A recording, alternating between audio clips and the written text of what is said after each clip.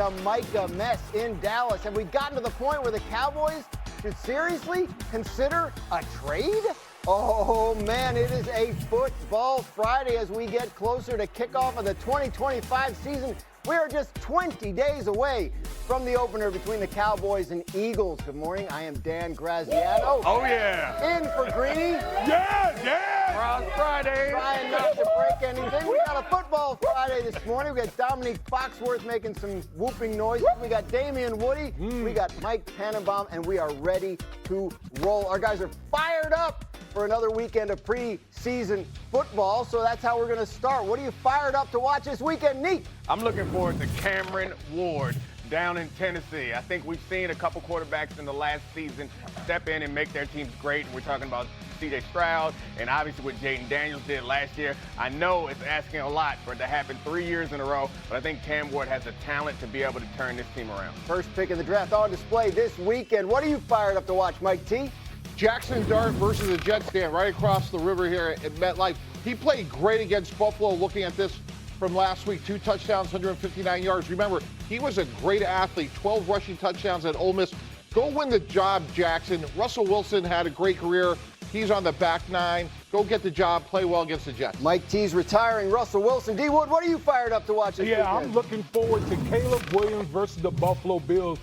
New head coach Ben Johnson. He chose this job in Chicago primarily because of that young man we're seeing right there, Caleb Williams. How comfortable will he look inside this new offense with all the toys that he has at his disposal? All right, let's start there because this is obviously a big story, right? With Ben Johnson coming in as the new head coach, mission to get Caleb Williams, the #1 pick in last year's draft, on track. I sometimes think putting these games on TV can be a disservice, right? Because they're putting something together in Washington, and we've heard kind of mixed reports coming out of camp. So what happens if he goes out and struggles? I mean, I think we all get a little bit more concerned. And to your point, these are practice games. We wouldn't lose our mind if he had a bad practice. But if he goes out and has a bad showing in this game, it'll be our first time getting to look at him in a new offense. And we expect that this offense is supposed to make everything easier for him. If he struggles in a situation where the training wheels are on, which you would expect them to be in the preseason, and you're looking at defenses that may run 1 or 2 fire zones, but they're not running sophisticated, complicated,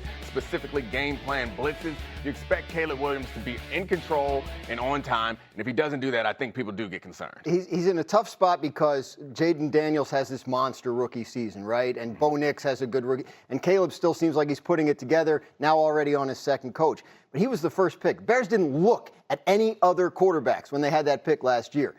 I think people sometimes can forget why. Can you refresh people's memories, Mike T, about why he was the first pick in the first place? Absolutely, Dan. We have a tape to look at. He's a guy that has all the athleticism and arm strength. First play here, this is against UCLA. Look at his eye level down the field. And this is a throw that not many people on the planet can make. Look how accurate that ball is, 60 yards down the field. That's why the Bears didn't look at anybody else. This is the play against Stanford. I love the athleticism and the toughness here, the balance. I don't love the ball security. Right. And then look how he finishes the run into the end zone. That's somebody that has all the skill sets to be a winning quarterback at the NFL level. Now we have to see it, starting this weekend. All the skill, all the talent. We know why the Bears took him #1. So what has to happen for Ben Johnson to come in there and get the most out of him?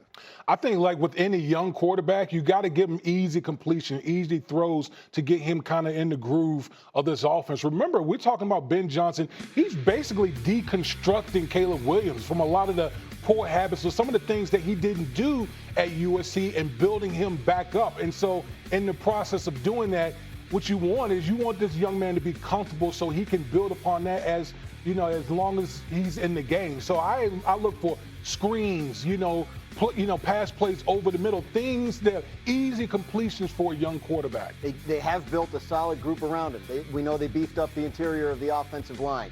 He was not their only first-round pick last year. Rome Odunze, the wide receiver, they drafted a tight end in the top 10 this year. Like, what are you looking to see in terms of his connection with the guys he was working with last year, maybe Odunze in particular. Yeah, I mean, I think that there's going to be a heavy play action situation in offense, and I think playing quarterback is a lot about making decisions. And for Caleb, the decision should be to get rid of the ball quickly to all of these playmakers. And understanding the tape that Mike T showed is the reason why people want Caleb Williams to be their quarterback.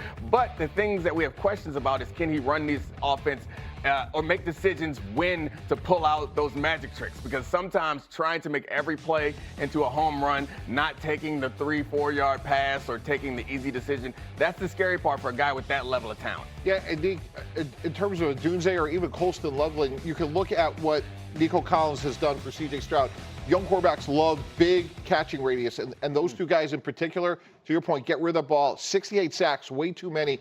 Get the ball in your hands, get it to those big receivers, and as you mentioned, D-Wood, those should be easy completions. The work they did adding to that interior of that offensive line, a big deal for him too, right? Absolutely. I mean, listen, the one thing, Ben Johnson comes from the Lions. What do the Lions do? They want to run the football, establish a line of scrimmage, play action off of that. So as much as we talk about Caleb Williams, my eyes are also going to be on this offensive line, especially the interior of it, because, I always said, sacks aren't just on the quarterback. Sacks are obviously offensive line related. And so I want to see how that, between the quarterback and the offensive line, see how those two groups are playing together. We'll get to see a little glimpse of how the Bears are putting it all together this weekend. Of course, still 3 weeks away from the games that count. Our next stop is Cleveland, where quarterback Shedeur Sanders will not play this weekend. He's nursing an oblique injury that will likely keep him out of the Browns' second preseason game tomorrow against the Super Bowl champion Eagles.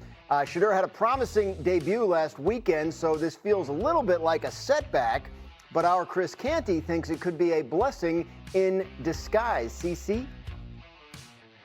Starting the season as QB1 as a rookie might not be ideal. When you think about it, they're at home against the Cincinnati Bengals. Then they got a string of 5 straight playoff teams. Not a soft place to land if you're Shedeur Sanders. And the fact that this does give everybody a chance to chill out with the expectations, I think it could be a good thing for Shedeur in the long run. D. Wood, do you agree with Canty? No, I do not. Missing time as a 4th-string, 5th-round draft pick is never a good thing. I understand where Chris Canty is coming from this standpoint.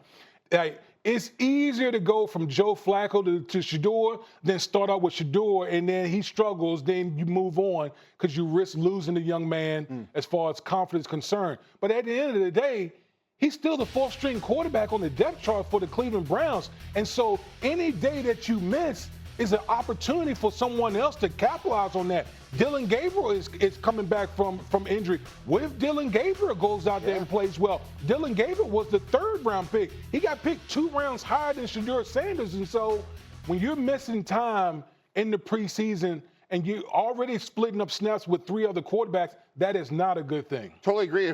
We were just looking at that footage, Graz, and Shedeur Sanders played really well last week. Hard stop. He played some of these throws he made, these 2 touchdown passes, those are layered NFL throws. He led the nation in completion percentage, and he's showing a reason why. This injury is awful because it's interrupting the momentum. You guys know we are in the ultimate meritocracy. He earned more reps this week. He probably would have played more, and it's really too bad. I totally disagree with Chris Canty relative to how it could have played out. I'm not saying he would have started opening day, but obviously he's going to be on the team. But just in terms of where he is on the depth chart, this injury is a setback. Yeah, I mean, it feels like Canty had almost as good a chance to start week 1 as Shedeur for the Browns based on the way things have gone. But, I mean, when he gets hurt at this time of camp, what does that mean for him? Well, I mean, we keep saying he's a 5th-round pick, which is right, but, we have to understand that he's a different type of 5th-round pick. He is a 5th-round pick who's going to get a chance to start at some point this season. I think we all will be shocked. And I understand if you're a 5th-round pick, you want to keep going out there and keep getting better and keep moving up the depth chart. I'm sure he would love that. But I do agree with you guys. The idea that him not wanting to start at any point, I get where the big dog Chris Canty is coming from, but I don't agree with it. I think you want to get out there as soon as possible, play as well as you can as soon as possible, because I think for the Browns, their expectation right now is probably to use one of their 2 first-round picks or package those 2 next year to move up in the draft. You have to start changing their mind. I don't think that they are committed to any quarterback that's in that building right now. So the sooner you can get out there to change their mind, the better off you'll be. To that point, and to D. Wood's question, what if Dylan Gabriel has a big game this weekend? I mean, does he start to become a consideration for them? Yeah, possibly. And look, Dylan Gabriel is a really good college player, but when you look at it from a height and athletic standpoint, it's really bucking the odds. And look, he could play great, and hopefully he does for him. But realistically, Shedeur Sanders has dramatically more ability. He's built for the NFL. And look, Dylan Gabriel could be a developmental guy, and we'll see how he does, this weekend. But like to me, going to Nick's point, the likelihood of a quarterback evolving from this year's draft would be Shedeur Sanders. It feels like, based on the way this has gone with the injuries and everything in camp, that Joe Flacco is likely to open the season as the starter.